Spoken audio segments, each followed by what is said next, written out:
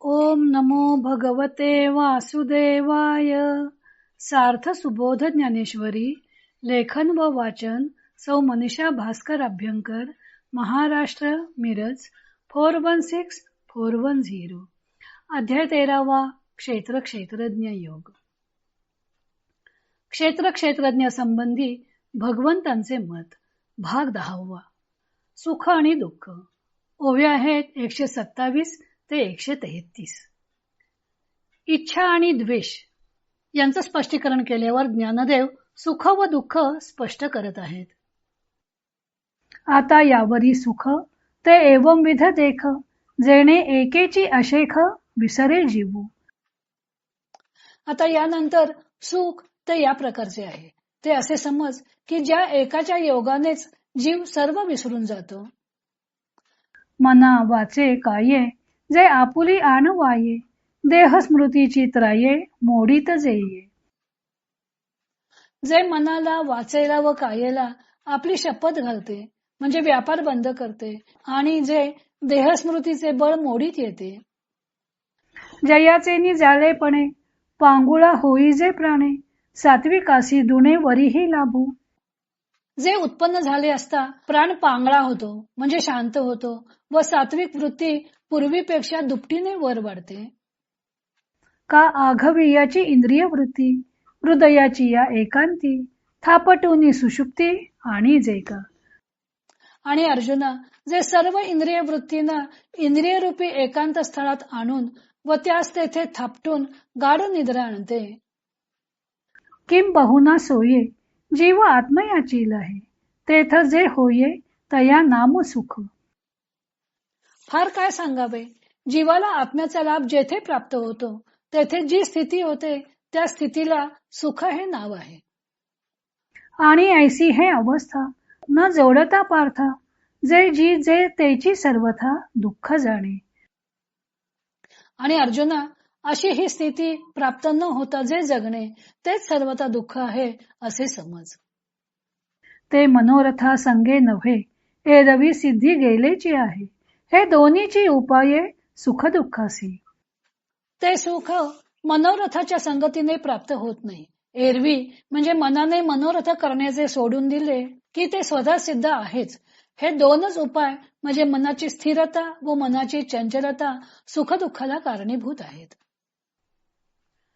अनुकूल वेदनीयम सुखम, प्रतिकूल वेदनीयम दुःखम, अशी सुख दुःखाची व्याख्या केली जाते. मनाला जे अनुकूल वाटते ते सुख व प्रतिकूल वाटते ते दुःख. परंतु आज सुखावह असणारी गोष्टच नंतर दुःखालाही कारणीभूत होते, हा अनुभव आहे. तेव्हा मनाला अनुकूल वाटणारे ते सुख ही तात्पुरत्या सुखाची व्याख्या झाली. ज्ञानदेव खऱ्या सुखाची व्याख्या करत आहेत.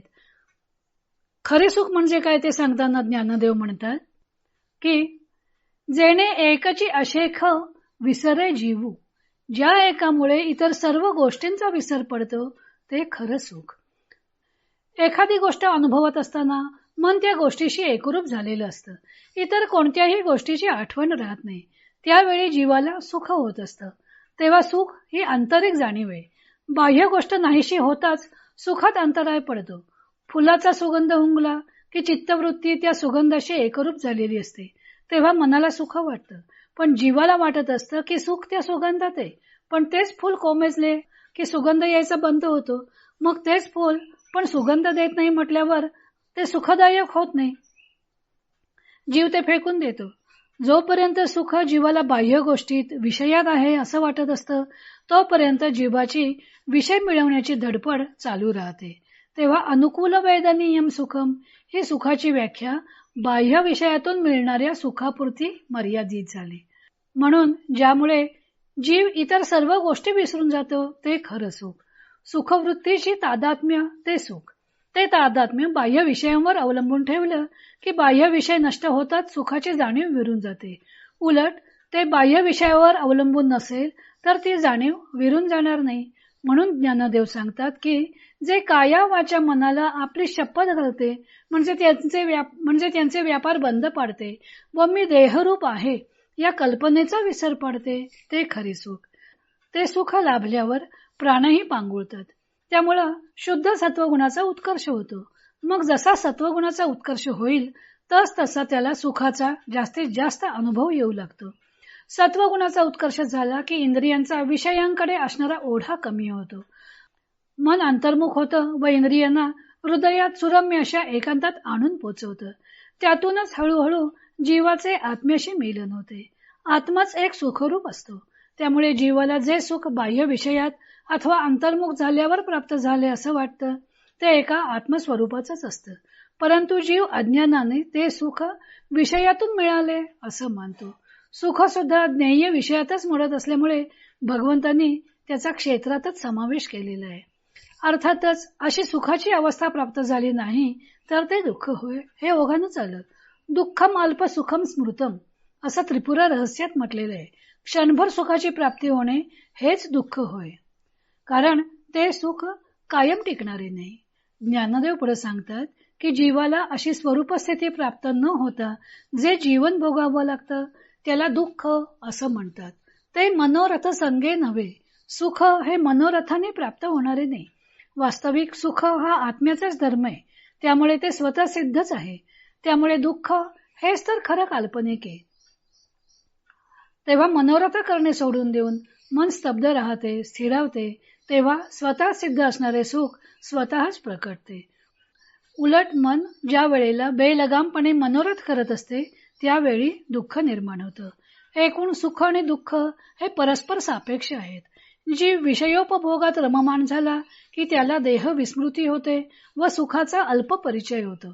लौकिकार्थानं याला सुख असं नाव दिलं जातं, पण ही काही कायम टिकणारी अवस्था नव्हे. विषय नाहीसे झाले की पुन्हा देहभान जागृत होतं आणि सुखाची जाणीव नाहीशी होते. तेव्हा विषयोपभोगात कालक्रमणा करणे वा मनोरथा भंगाचे दुःख सहन करत राहणे या दोन्ही गोष्टी दुःख या अवस्थेतच मोडतात. आत्मस्वरूपाची प्राप्ती होणे, जीवशिवाची भेट होणे हेच खरं सुख आहे. बाकी सर्व क्षणभंगूर असल्यामुळं ज्ञानदेवांच्या परिभाषेत ते दुःख या सदरातच मोडते. पुढे ज्ञानदेवांनी चैतन्य या तत्वाचं स्पष्टीकरण केलेलं आहे. तो भाग आपण उद्या पाहू.